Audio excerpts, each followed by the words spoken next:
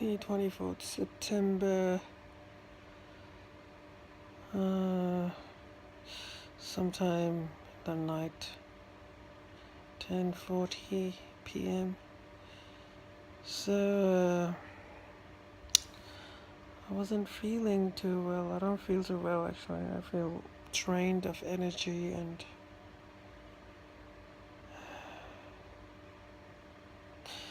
I was thinking about, like, I saw a video today. It was called Kidnapped. This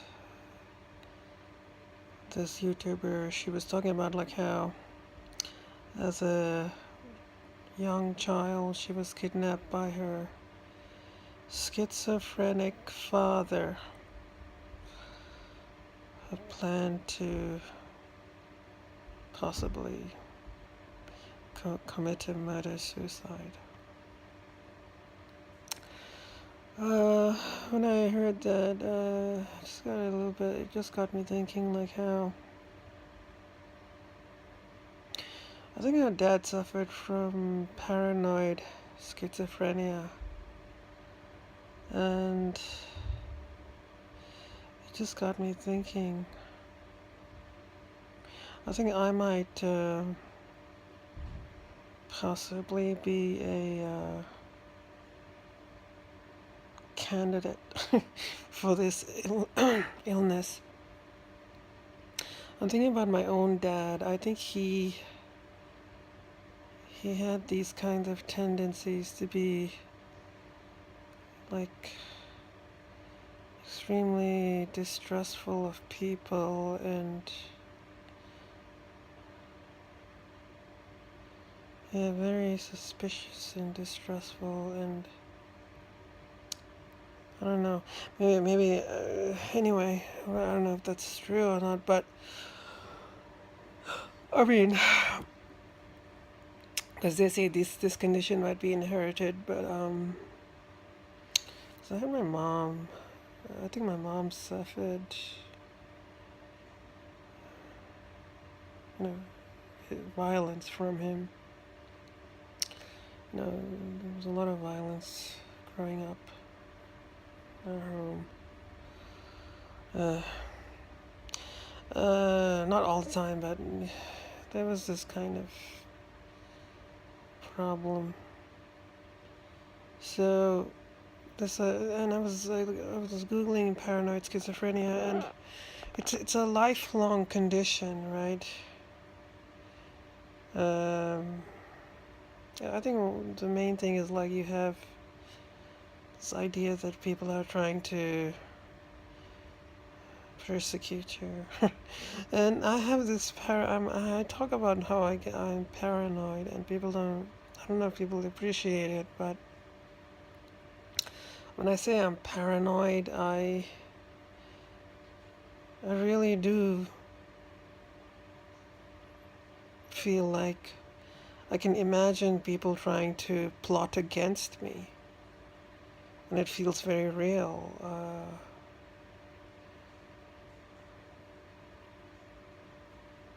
People thinking ill of me, or they're trying to, you know. So I think this is a bit of self-diagnosis, but I know myself. So even though I suffer from these paranoid things, I guess you could call them delusions, I don't think I have auditory hallucinations, though. I don't have that. There are lots of causes, apparently, for this. Genetics could be a factor, and I did mention my dad. Childhood trauma, yes. Drug use. I think I did use drugs for a while, and after that I definitely changed. Something happened. I used, ecstasy. I used to take those pills. I tried those. I tried a few times that. I was definitely using heroin, but I think the ecstasy might have really done something. And I was really an alcoholic, full on for a whole year. This is when I was 19 or 20. I think I was trying to drink myself to death or something. I don't know. I had this romantic idea of being an outsider and an alcoholic. Yeah, my dad once said, "Oh, you're trying to drink yourself to death." But anyway, so I'm just kind of worried that because I'm like the ideal candidate to be a paranoid schizophrenic. I don't have friends. I don't have much of a social life. I isolate myself. I'm always on the internet, and I've never had a stable job. Never had a job really. I have a hard time getting along with people, forming connections or friendships. I mean, it wasn't that bad when I was younger, but definitely it's gotten much worse. As I've gotten older, I feel like my paranoia has gotten. I feel so isolated from people. It's kind of painful. I feel so alone. I don't want to be like this, you know? I feel like my whole life is kind of ruined because of these mental health problems. Like I can't, like, I don't have social connections, and I can't seem to get a job.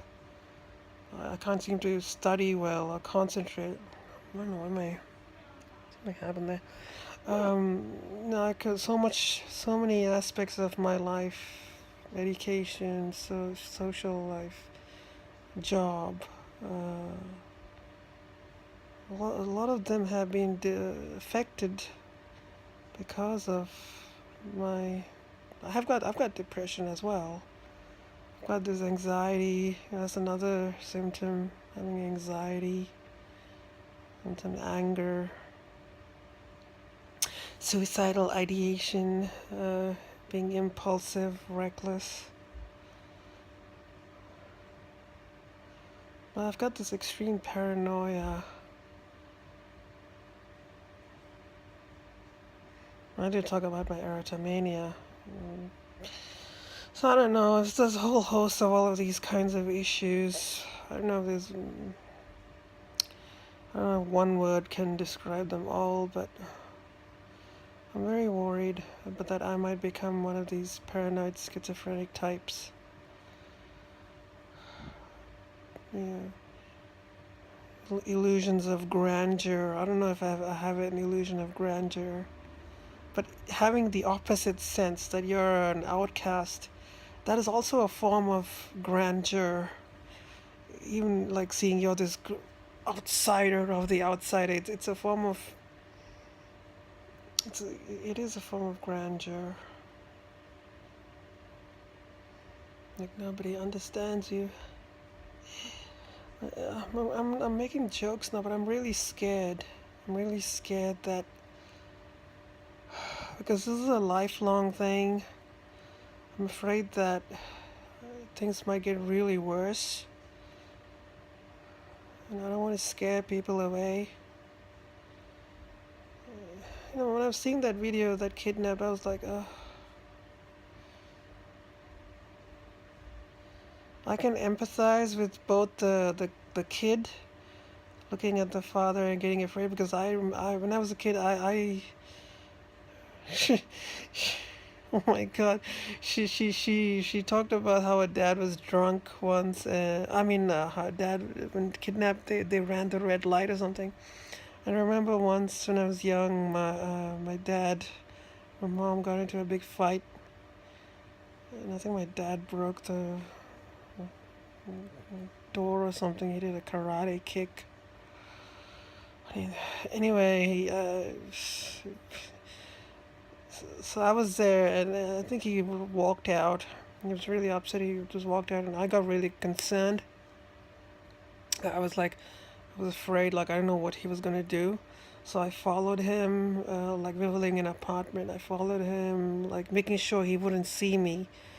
But when we got to the bottom of the apartment, going down the stairs, he got to the end, and I was like at the corner, just spying on him, trying to make sure he wouldn't do anything crazy, like he wouldn't harm himself or something. So I was really concerned.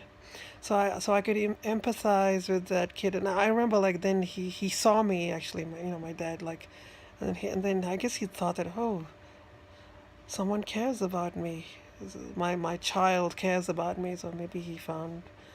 Maybe he thought that was something or so. But anyway, we went in the car and he started driving around.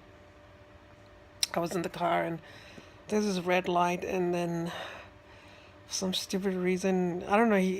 When my dad's drunk, he always talks about all of this stuff, and I just sit there and listen. Like, okay, he likes to rant and rave. Um, I don't know what he was talking about, but then he ran the red light, and then apparently there was this next to us there was a police guy or something, and he pulled us over, and I think my dad got a ticket that day.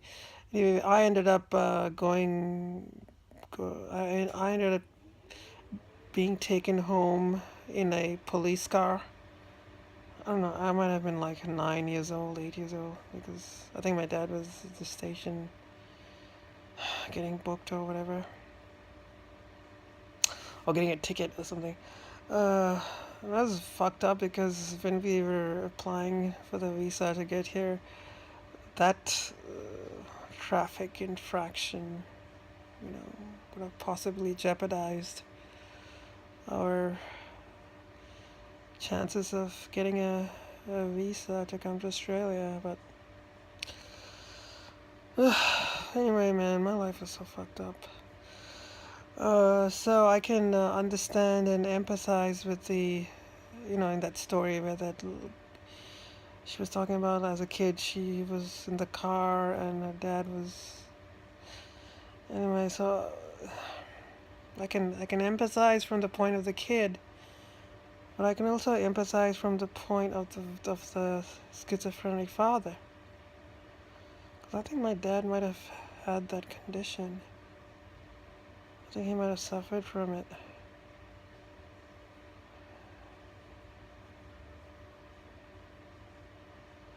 I think he might have been one of those paranoid schizophrenics. Because my mom used to talk about it, like how he used to always be very suspicious, and so she suffered from him.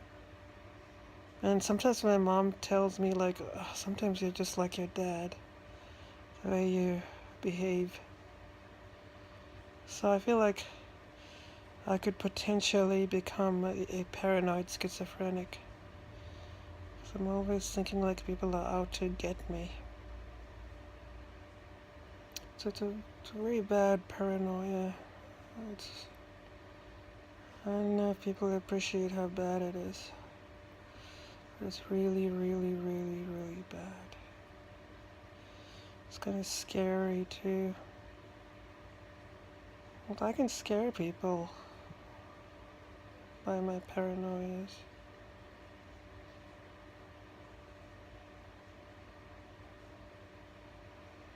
So, yeah, maybe I should talk to my psychiatrist about it. I just tell her I'm worried that I might be a paranoid schizophrenic or potentially develop more severe symptoms, and that I might need to take some antipsychotic medications. The treatment for this condition is like multifaceted. They have training to help you, I don't know, develop a career. Yeah, lots of treatment. It's not just drugs. There's a whole host of, you know, behavioral treatment, counseling, and I mean, there's a reason why I am the way I am. It's not like I like. It's not like I like isolating myself. It's not like I like being lonely or whatever. I just can't cope with certain things. I'm really scared. I'm really scared that I might become a full-blown paranoid schizophrenic.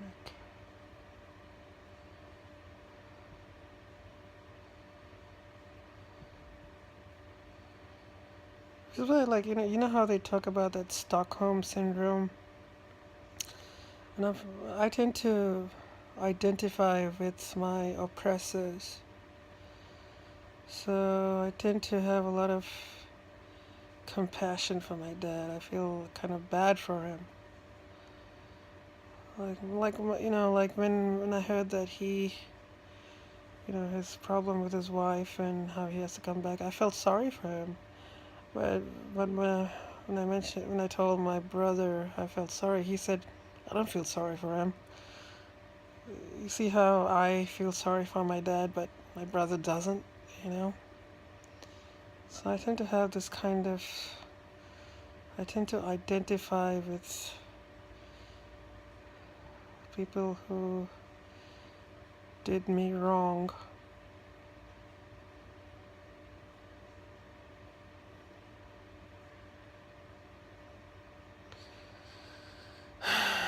Anyway, man, this is pretty depressing vlog. I don't feel too good. I'll upload this video now. What the hell? I'll title it Fears of Developing Paranoid Schizophrenia. The paranoias are really, really bad.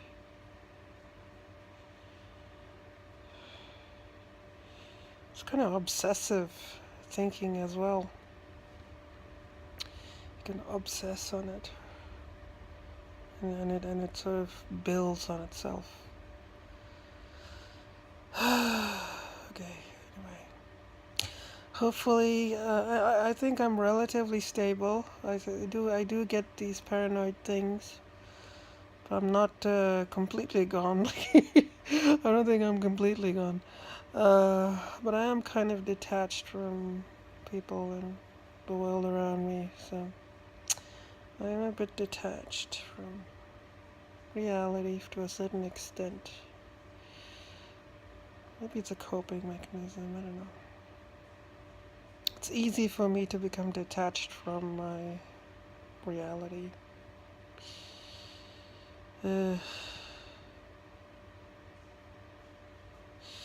Anyway, so